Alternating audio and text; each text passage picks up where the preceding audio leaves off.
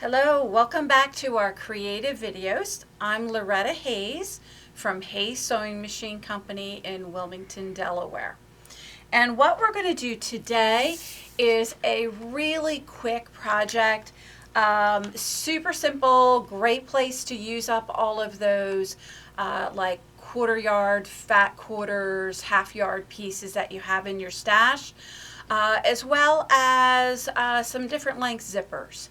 So what I'm going to do today is done with the Lazy Girl Design Pattern Company, and it is a pattern that they call perfect pouches.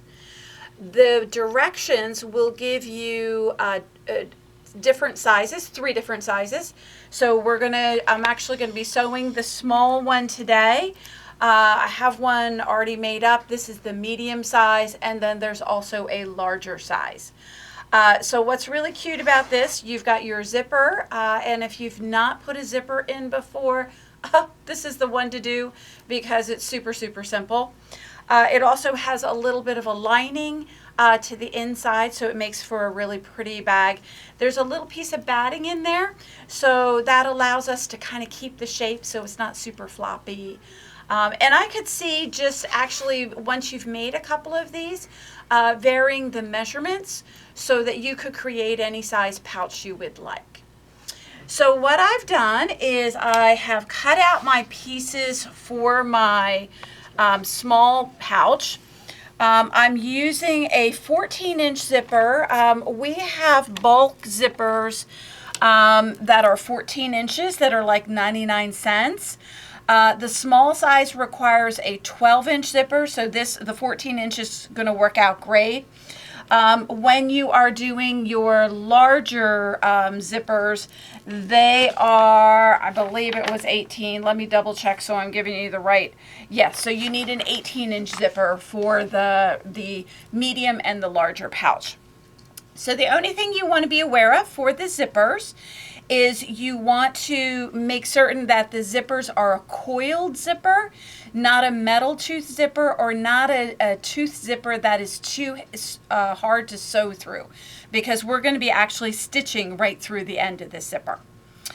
So this is our bottom front, and this is our top front. And so what we're going to do is we're going to head on over to the pressing area, and we're going to press right sides together. We're going to fold it in half, and we're going to do a hard crease on that fold. So we'll take this over. I figured I'd do both of them at one time so Pam wouldn't have to come back and forth all the time. So we'll go ahead and we'll do that. All right, so we should have 2 pieces. The non-pretty side should be showing. Okay, pretty sides, and let me make sure I press this the way I want it to be.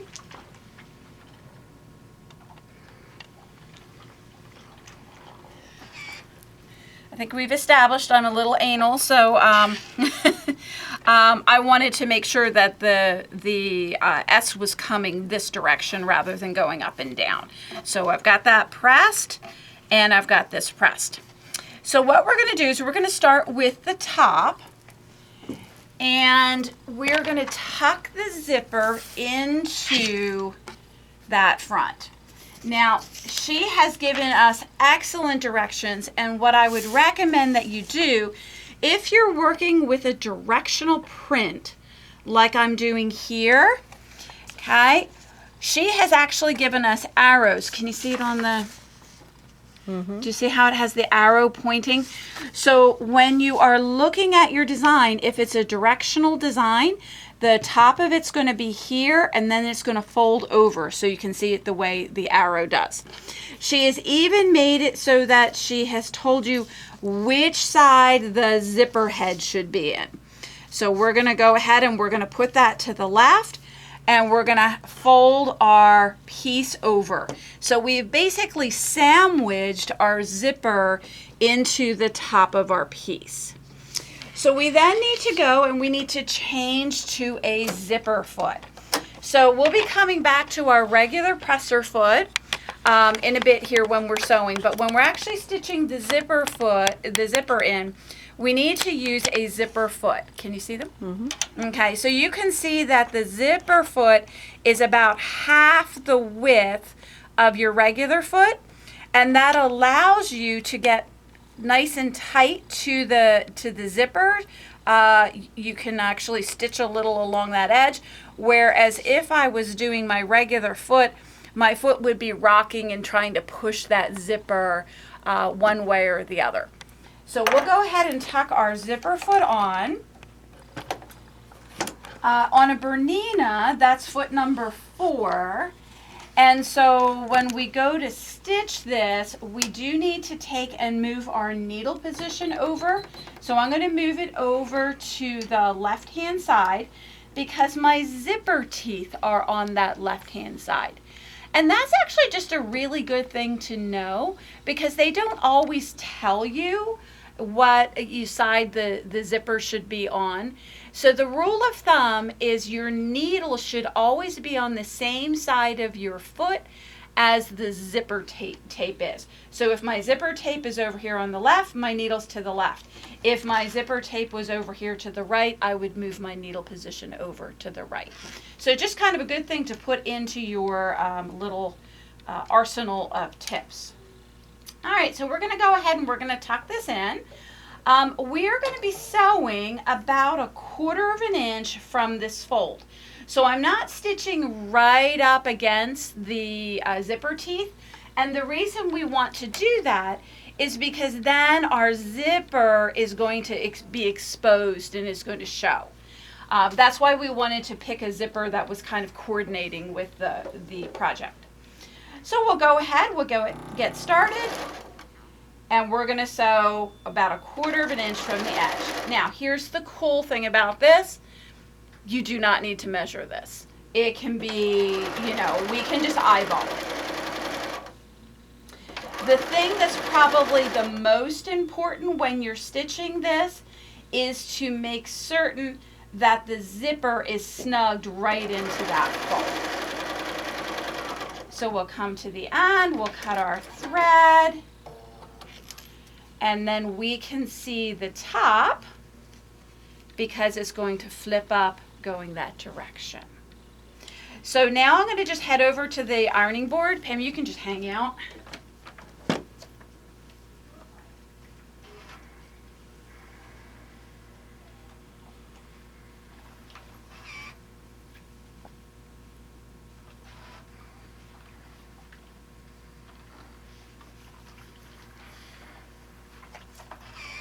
So I press the zipper from both sides.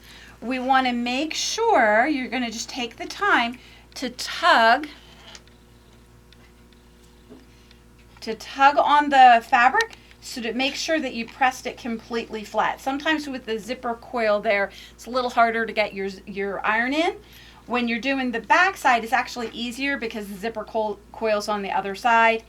And what your nice little double check is that the edges of the top piece should match. So if you have one that's hanging down 1/8 of an inch or so, you need to go back and repress it. Super simple to do at that point. All right, so now what we're going to do is we're going to do exactly the same thing with the top. But I need to pay attention because I have that directional pattern. So in this case, we're going to have that piece so that the top of my fabric is going to be on the front. So she's given us that arrow to pay attention to. So I'm going to go ahead, I'm going to have my front going like that. That looks good.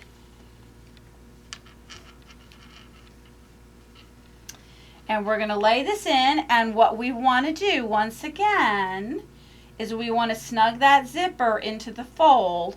What I'm also paying attention to is I want to make sure that I'm centered up. So if you open this up a little bit, you'll see my front, the top piece here is lined up. We don't want to have it staggered. Not that we couldn't trim it and make a slightly smaller bag, but we'll try and make that work. All right, so once again, we're going to come in and we're going to sew about 1/4 inch from the edge.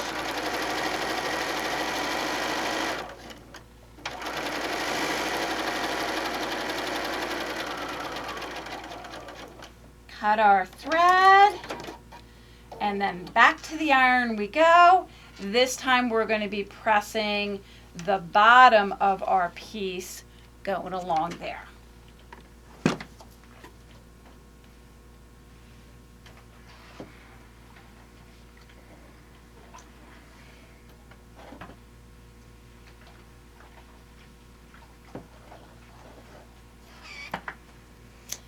So at this point, you can do optional top stitching along the edge, and I chose to do that when I was doing this. So I found that that was really helpful to do. It kept my zipper laying nice and flat. So we can come in and we will just do, we're good, Pam. We're going to sew about 1/8 of an inch from the edge.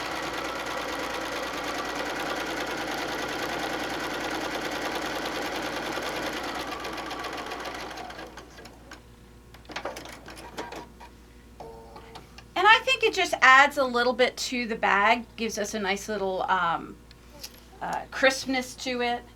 And we'll flip around and we'll do the top stitching on the second side.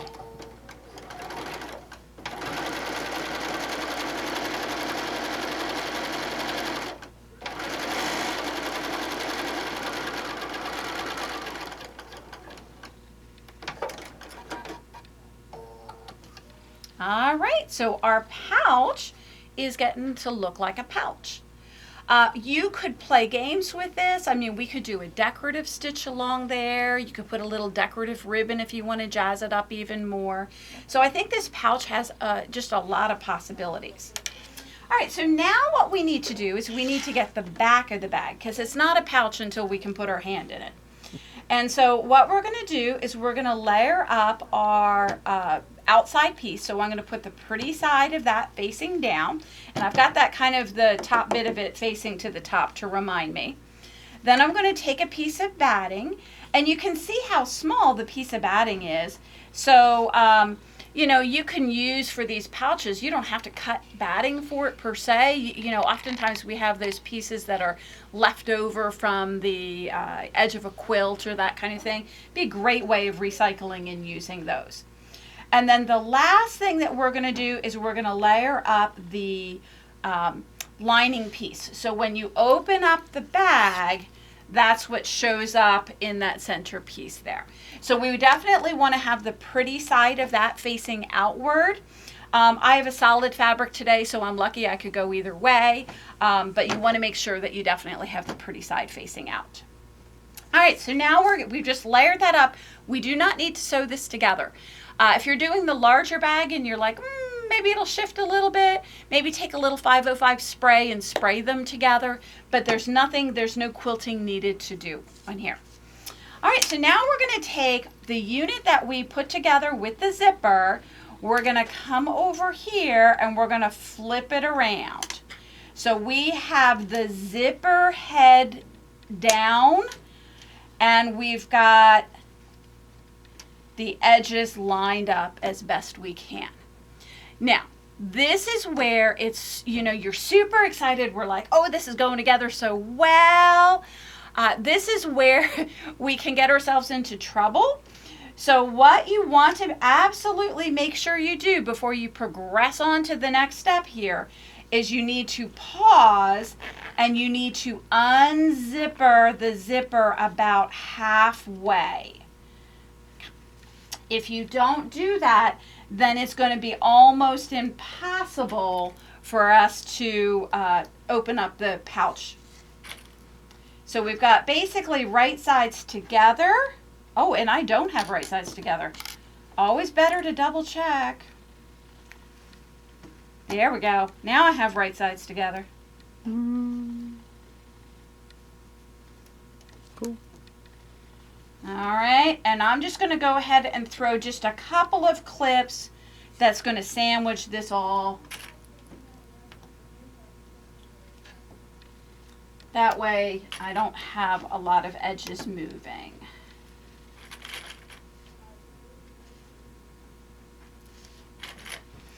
But what you'll see is because she has you use larger zippers than the actual pouch, the parts where you might hit the zipper and break a needle are going to be outside the edges here. We're going to literally be stitching through the coil. So we're now going to change back off of our zipper foot, and we're going to go back to either our regular foot, or if you're doing a walking foot, this would be a great place to do the walking foot. In my case, this particular foot has the dual feed, so I can pull that down. And I'm going to go ahead and I'm going to start stitching. And so pick a side, doesn't really make any difference.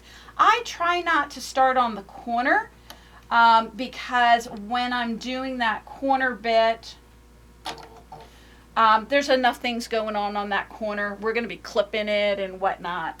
So we're going to go around and we're going to stitch 1/4 of an inch. So I actually have a regular foot on today. So I could run my edge of my fabric along my 1/4 inch line. You can, like the dual feed, if you go to the 97D foot on the Bernina, that is a 1/4 inch foot that you can use your dual feed with. A lot of walking feet now have 1/4 inch marks on it because oftentimes you need that 1/4 inch mark when you're doing your binding on your quilts. So super mark to have. And we're just going to work our way around. I'm just sinking my needle as I do my corner, picking up the foot. You can get rid of the clips. All right, so we're coming to our zipper for the first time. So we're just going to gently sew through. So not Mach 2 with your hair on fire. Slow it down a little bit, but really these coiled zippers, they really sew well. You don't really have any issues doing them. So we'll go across the top. And what's cool about this pattern, she kind of has built-in treble allowances, for the want of a better word. So let's say that you took a little bit more than a 1/4 inch seam on your zipper. She has you, like, if the front and the back don't line up perfectly, no big deal. Just do a little bit larger seam allowance. So she'll say in the directions that, you know, if your edges aren't lining up exactly, take a 1/2 inch seam allowance instead of a 1/4 inch seam allowance. So now I'm coming back to the open side of my zipper. So I want to make sure that those zipper coils are just laying nice and flat next door to each other. We're going to stitch through. I always, the direction doesn't say it, but I always like to do just a little back tack on that open edge of the zipper because that's the area where the zipper tab might slide off at some point. So I like to reinforce that. And we're back around to the beginning. I'll do a little back tack, cut my thread, and we are just cruising along here. Now, at this point, I'm going to do all my trimming steps. So I'm going to go ahead and with a deep breath, we're going to cut the zipper off. So we'll do that on both sides. Also makes it you understanding why you have to have that zipper head in the middle, because if we had it out here, we would have just cut the zipper tab off, and we could do this all again. Plenty of practice on pouches. All right, so we've got that done.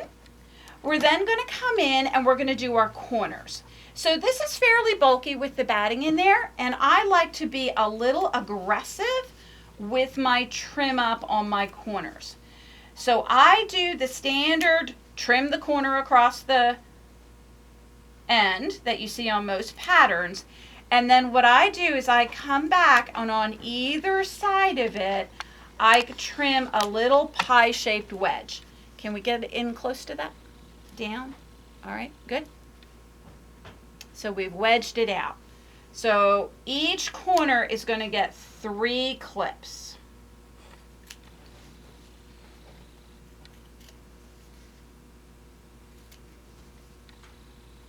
And I like to get my clipping all done because we're going to zigzag around this. So I don't want to be cutting my zigzag stitching. All right. So the last thing we need to do is we need to zigzag around here to keep it from fraying. So we're going to set up on a zigzag stitch, and we're just going to jump in on a side, and we're going to zigzag around. So once again, when you get to those zippers, slow it down a little bit.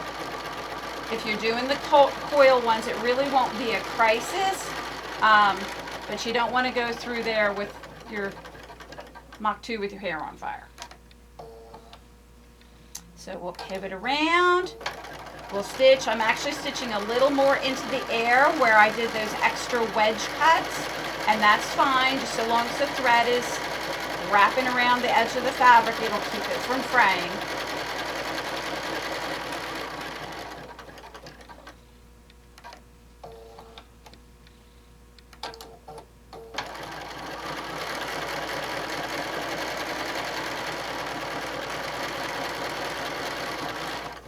Slow it down a little bit through the zipper. And one more side, and we are home.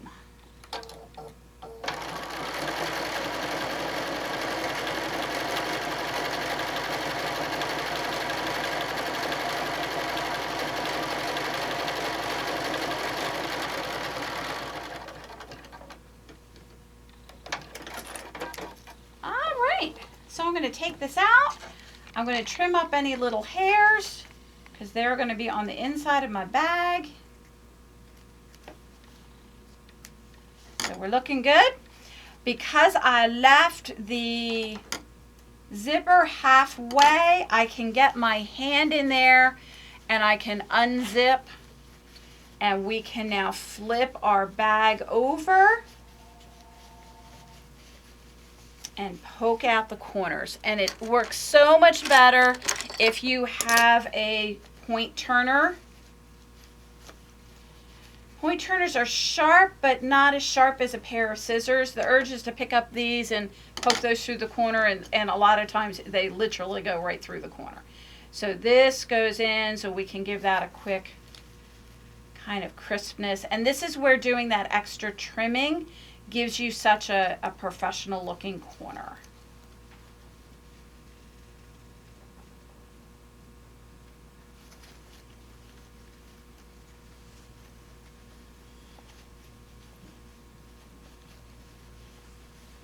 One last corner. It's got to be one that's stubborn, right? There we go. All right, so the last thing we need to do, we're going to zip up again, and we're going to head on over to the ironing board.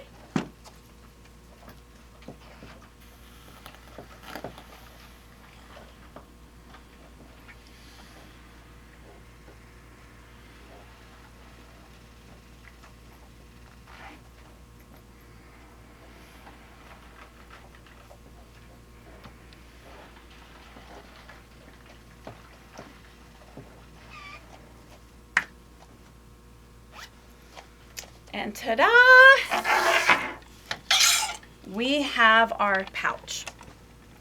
So very nice, looking good on both sides. Open that up, and we've got a lining on both sides. And it's lined actually on both sides. You have the different color lining here, but because it was folded over, it doesn't have a wrong side of your fabric on the inside. So I love pattern designers. They just think it all through for us. All we have to do is follow the pattern. So small, medium, and then there's one that is basically about 14 inches wide. It's 14 inches when you cut it. But just a fun thing. If you're doing gifts, it's a nice way of, instead of wrapping a gift, you can have the reusable bag. So I hope you enjoyed our video today, and we will see you next time.